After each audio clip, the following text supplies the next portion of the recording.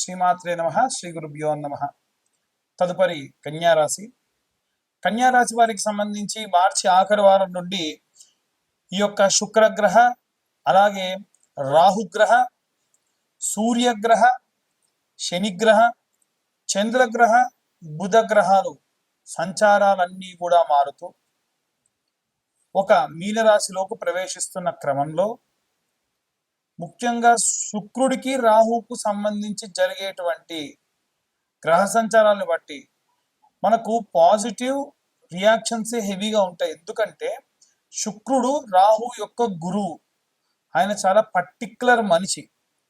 ఆయన చెప్పింది చెప్పినట్టు వినేటువంటి వారిలో రాహు కూడా ఒకడు.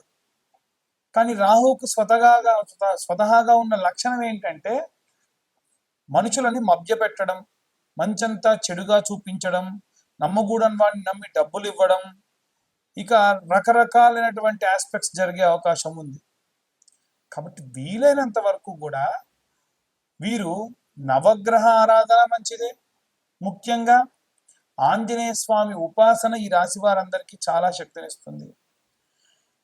నిత్యం స్టూడెంట్స్ కానీ, గృహిణులు కానీ, వ్యాపారస్తులు కానీ, ఉద్యోగస్తులు కానీ ఒక టైం పెట్టుకొని టైం ప్రకారంగా టైం సెన్స్ మెయింటైన్ చేస్తూ డిసిప్లిన్గా మీ యొక్క పూజ, మీ భోజనము, మీ కార్యక్రమము, మీ ఇల్లు ఇలాగే ఉంటే ఏ ఇబ్బంది ఉండదు.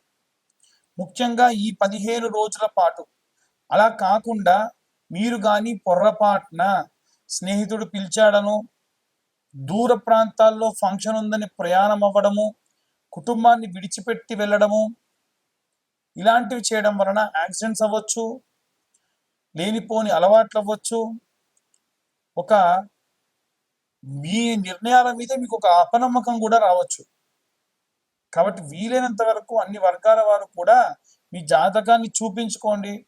జరిగే షష్టగ్రహ కూటమిలో ముఖ్యంగా రాహువు శుక్రుడికి సంబంధించినటువంటి గ్రహ సంచారాల వలన వీరికి విపరీతమైనటువంటి ఆందోళనలు కూడా జరిగే అవకాశం ఉంది.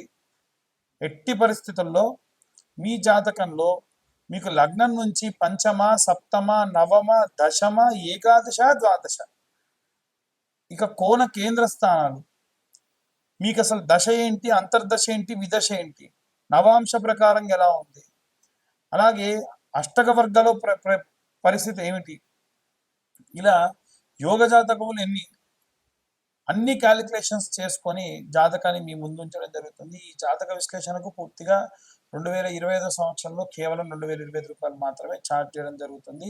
అన్ని వర్గాల వాళ్ళు ఎలాంటి రెమెడీస్ తీసుకోవాలి, ఎలాంటి మంత్రపఠనం చేయాలనే విషయాన్ని ఇప్పుడు మనం తెలుసుకుందాం. రాహుగ్రహ మరియు శుక్రగ్రహ సంచారం వలన ఎలాంటి పరిస్థితులు ఉంటాయి, ఎలాంటి జాగ్రత్తలు తీసుకోవాలి, ఎలాంటి మంత్రపఠనం చేయాలి, అది కూడా ఏ వర్గాల వారు ఎలాంటి మంత్రం చదివితే ఎలాంటి రెమెడీస్ పాటిస్తే మంచిది అనేటువంటి విషయాన్ని ఇప్పుడు మనం తెలుసుకుందాం. ప్రప్రథమంగా విద్యార్థి దశలో ఉన్నటువంటి వారికి సంబంధించిన విషయానికి వస్తే ప్రత్యేకమైనటువంటి శ్రద్ధ, ప్రత్యేకమైనటువంటి భక్తి అవసరం. అయితే ప్రతిసారి విద్యార్థుల గురించి ఏముందండి, సరస్వతీదేవి గురించి చెప్తారు, మేధా దక్షిణామూర్తి గురించి చెబుతారు అని అంటే ఈ కాలంలో పిల్లలకి సంబంధించి ముఖ్యంగా నిద్రలో ఉలిక్కి పడడం కానీ, ఏమైనా నిద్ర లేమితనం కానీ, అపారమైనటువంటి భయంతో కూడినటువంటి సంచారం కానీ జరుగుతుంది. ఎందుకంటే రాహువు పొగ రూపేణ, మత్తు రూపేణ పిల్లల్నే కాకుండా మిగిలిన అన్ని వర్గాల వారిని కూడా ఇబ్బంది పెట్టడం సర్వసహజం. కాబట్టి ఇలాంటివి ఏవి కూడా కలగకుండా ఉండాలి అంటే ఎలాంటి రెమెడీస్ తీసుకోవాలి అని అంటే విద్యార్థులు హనుమాన్ చాలీసా లేదా ఆంజనేయ స్వామి యొక్క గాయత్రి చదవడం మంచిది. హనుమాన్ చాలీసా అనేటువంటిది నిత్యము కూడా అసుర సంధ్యా సమయంలో స్కూల్కి వెళ్ళి వచ్చిన తర్వాతకి నిర్దిష్టంగా ఒక దగ్గర కూర్చుండబెట్టి పిల్లలతోని చదివించడం వలన విశేషమైనటువంటి శక్తిని సంపాదిస్తారు. అయితే ఇప్పుడు నేను చెప్పేటువంటి విషయం ఏదైతే ఉందో ఈ యొక్క మార్చిలో ఉన్నటువంటి ఆఖరి వారంలో ప్రారంభమయ్యేటువంటి కాలం.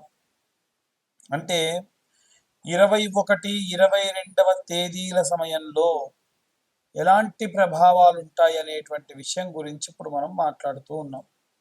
అయితే గృహిణులు, స్త్రీల విషయానికి వస్తే మనకి అభిరామి స్తోత్రము అనేటువంటి స్తోత్రం ఉంటుంది.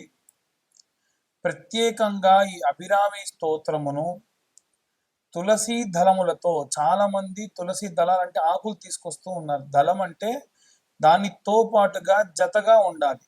అలాంటి తులసి దళాలను తీసుకొని వచ్చి 108 తులసి దళాలతోని అమ్మవారికి ప్రత్యేకంగా స్తోత్రం చదువుతూ ఆరాధన చేయడం వలన, తర్వాత కాస్త నీడలో ఎండపెట్టినటువంటి ఆ యొక్క తులసిని పొడి చేసి నిత్యము ఆచమనం చేసే సమయంలో ఇంటి యజమాని చేత చేయించడం వలన విశేషమైనటువంటి శక్తి, భయాందోళన నుంచి దూరమయ్యే అవకాశం ఉంటుంది.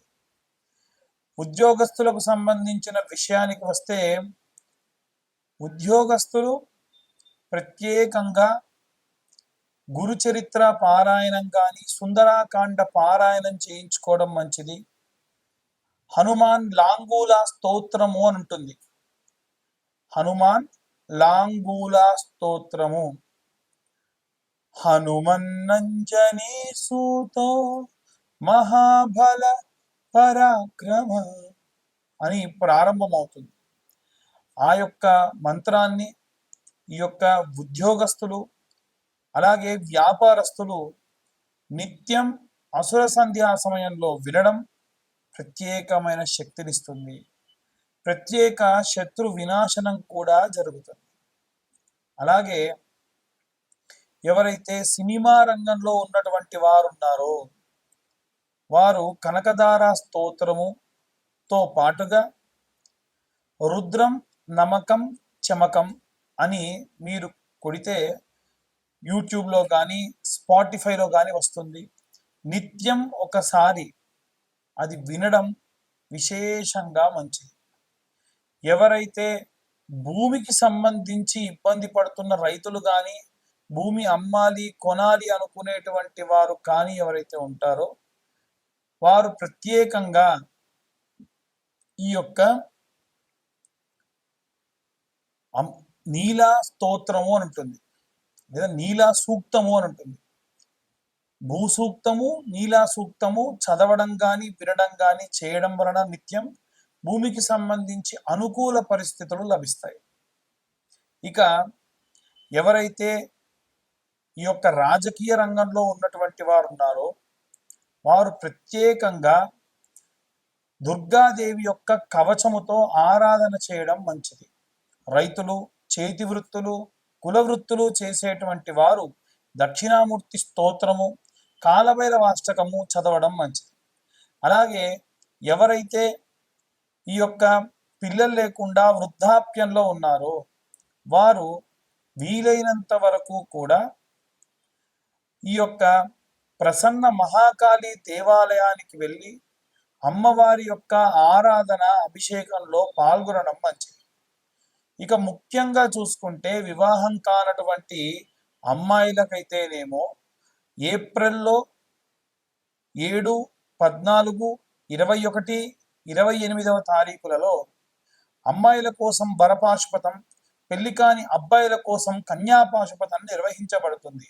ఈ పాశుపతానికి 20-25 వేల దాకా ఖర్చు అవుతుంది. కానీ ఎటువంటి సామూహికంగా లేకుండా ఎవరికి వారికే చాలా మంది ఇబ్బంది పడుతున్నారని అడుగుతున్నారు. కాబట్టి ఈ యొక్క పాశుపత హోమం అంటే కన్యా పాశుపతం, వరపాశుపతం కేవలం 15,000 రూపాయలకి సామాగ్రంతా మేమే అరేంజ్ చేసి చెప్పడం జరుగుతుంది, చేయించడం జరుగుతుంది.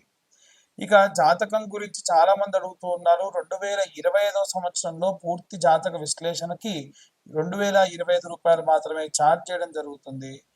ఎవరికైనా ఇంట్రెస్ట్ ఉంటే కింద ఉన్న నెంబర్ కాల్ చేసి మీ పేరు, మీ గోత్రం, మీ ఇంటి పేరు, మీ పేరు నమోదు చేయించుకోవచ్చు. సర్వే జనా సుఖినో భవంతు. స్వస్తి.